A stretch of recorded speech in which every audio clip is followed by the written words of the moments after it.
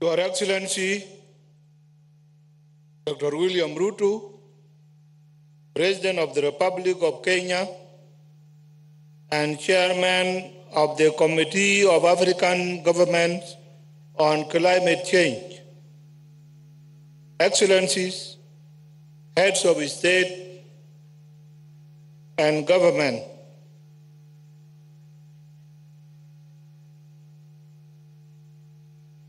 Your Excellency Antonio Guterres, United Nations Secretary General, Your Excellency John Kerry, United States Climate Change Envoy, Your Excellency Dr. Sultan Ahmed Al-Jaber, COP28 President Designate and the UAE Special Envoy for Climate Change.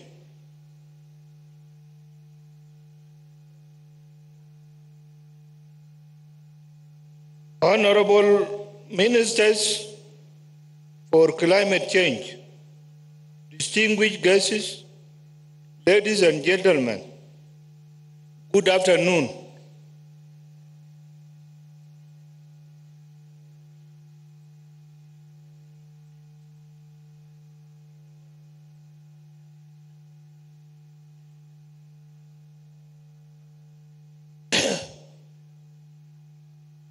Let me start my remarks by expressing my deepest gratitude to the government and the people of Kenya for the warm welcome and for successfully hosting this first Africa Climate Change Summit.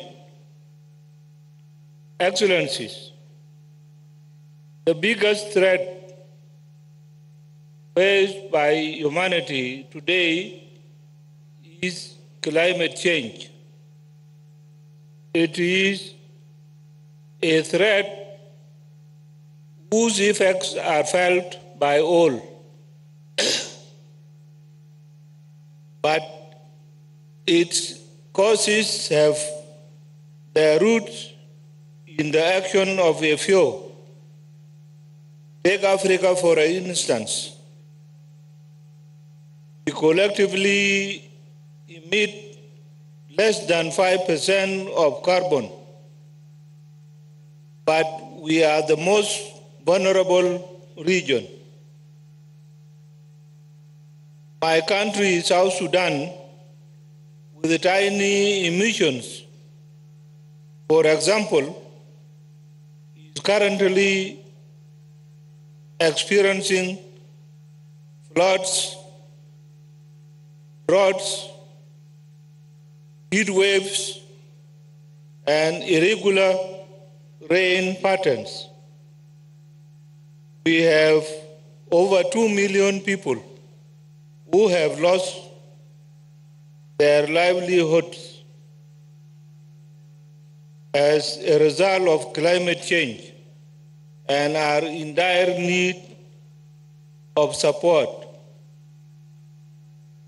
In the face of this reality, we cannot continue to lament about the impact of climate change, nor continue to wait for the financial support that has been promised but not delivered.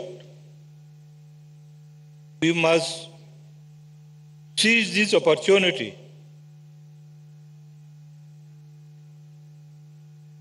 given to us by this African Climate Summit to come up with additional ways to address the impact of climate change. Why am I calling for additional measures?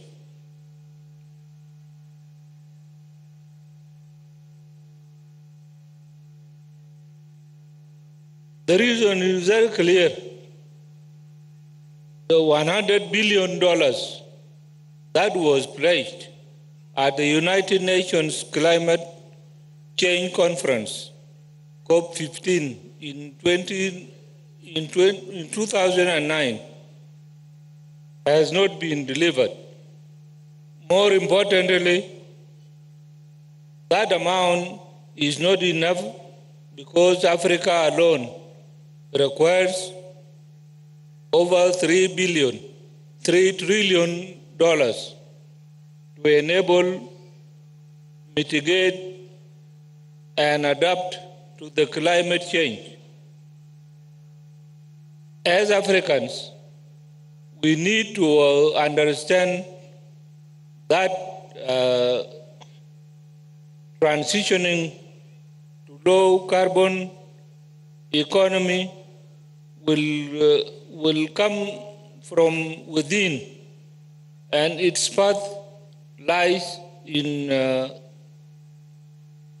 operationalizing the theme of this summit, driving green growth and climate finance solutions for Africa, and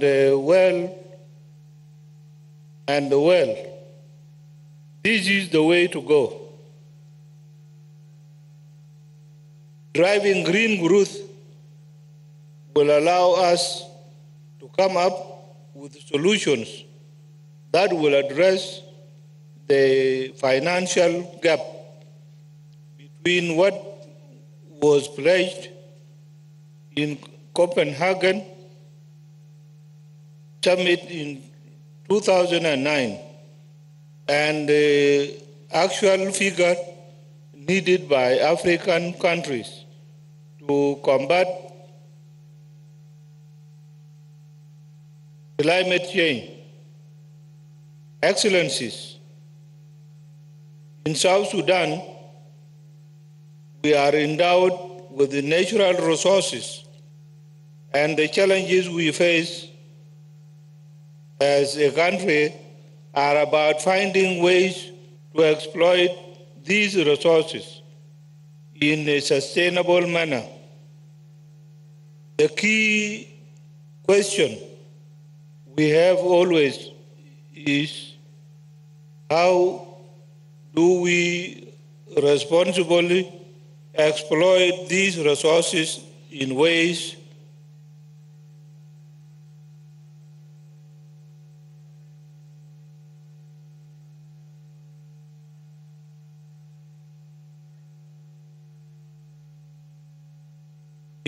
that contribute towards mitigation and adaptation to the impact of climate change.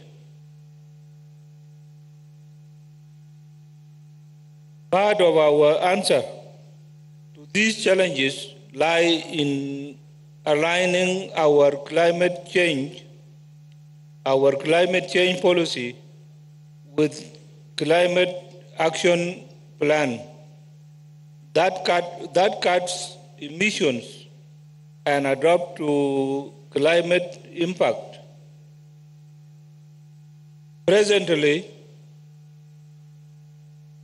South Sudan has developed its second nationally determined contributions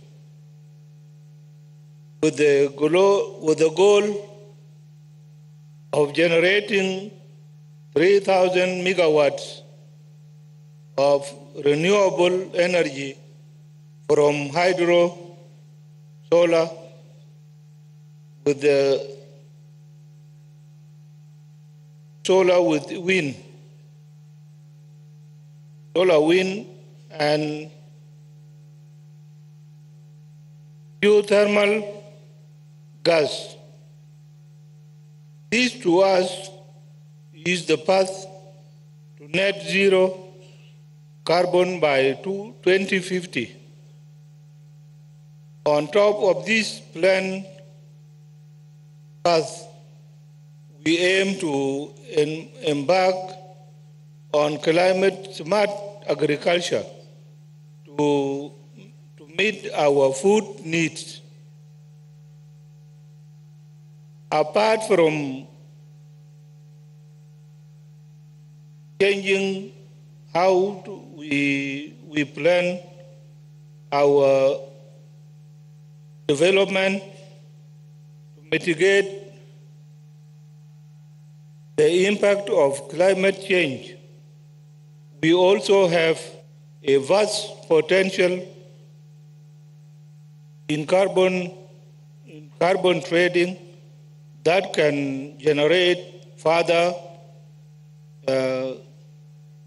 revenue to finance our climate adaptation. Our natural forests and the suit wetlands have the largest capacity to absorb carbon in the world. In fact, I'm proud to say that the suit wetland in my country is the third long of the world. These ecosystems can sequester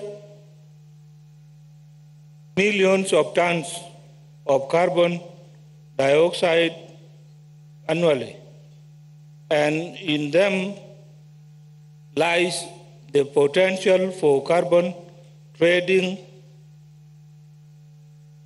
I just mentioned.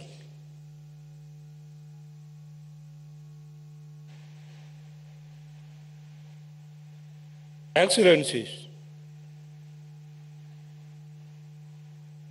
what I have enumerated are steps we can take individually as countries to reverse the impact of climate change.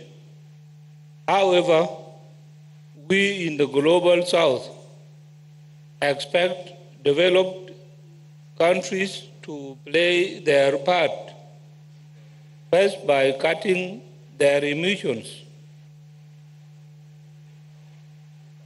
by over 45%, and second, by living their commitment that was made in 2009 in Copenhagen to finance climate adaptation in developing countries. We cannot meet the target of maintaining the temperature rise to 1.5 Celsius by 2030 if the developed countries fail to meet their commitments, both in providing resources to assist with climate adaptation and leading the way in cutting their own emissions. Once again, I congratulate Kenya for successfully organizing the first Africa Climate Summit. I hope that all of us will speak with one voice at COP28 in Dubai. The time for climate action is now. I thank you very much.